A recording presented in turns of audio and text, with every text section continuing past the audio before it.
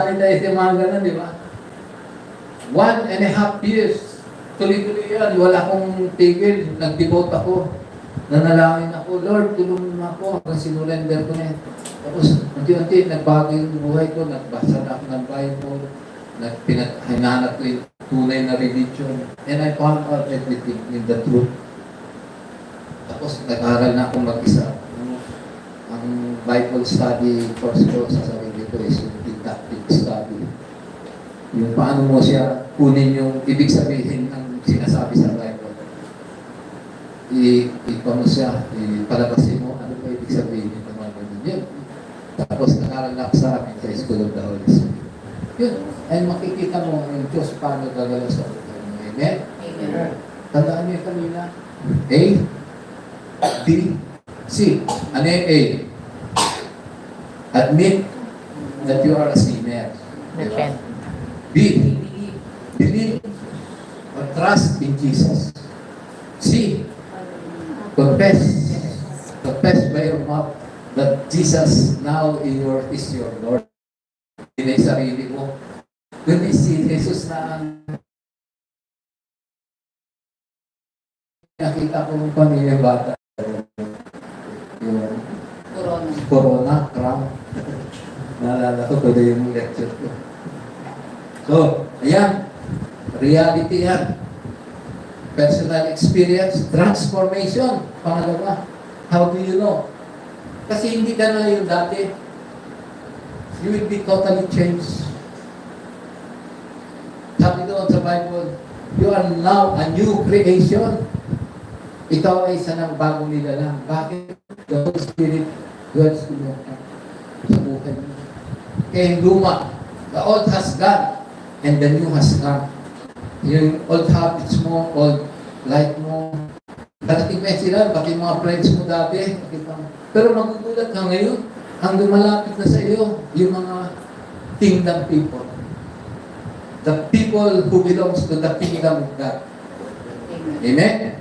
Makikita mo, sila na yung dadalhin sa iyo ng Diyos. Minsan yung makaharap mo yung kulubig. Hindi pa kumakain. May sakit pa. Ano gagawin mo? Di ba? God will bring you people.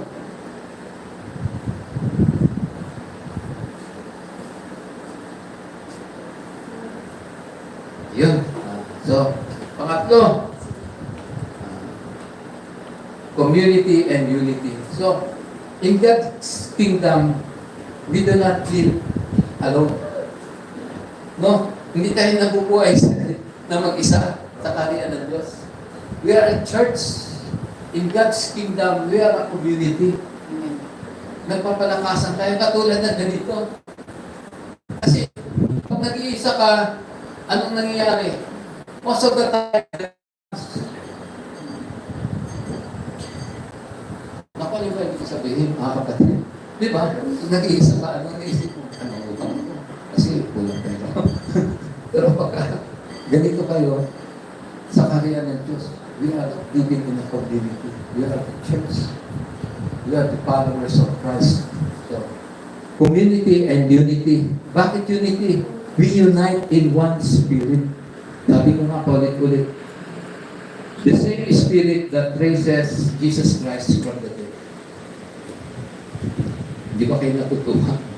Yung espiritu na bumuhay kay Kristo ay yun din espiritu na nanahan sa puso mo. Amen? Kaya iisa yung ating isip, isa yung ating landas, iisa yung ating unawa, iisa yung ating daan. The way, the truth, and the life. Jesus Christ. Okay. So, it's a kingdom of righteousness from God. Hindi ko na isa-isahin, no? Righteousness. But we become righteous through Jesus Christ. Kasi kung wala naman tao na righteous except Jesus Christ. So, yung righteousness ni Kristo, in-impute sa atin, ibinigay sa atin yung righteousness niya. Para pag tayo dumating sa, ang tawag ko, judgment. Pero tingin ko yung judgment natin, paano lang yun, yung reward. Pagdating sa judgment, makikita mo, lusot ka kaagad.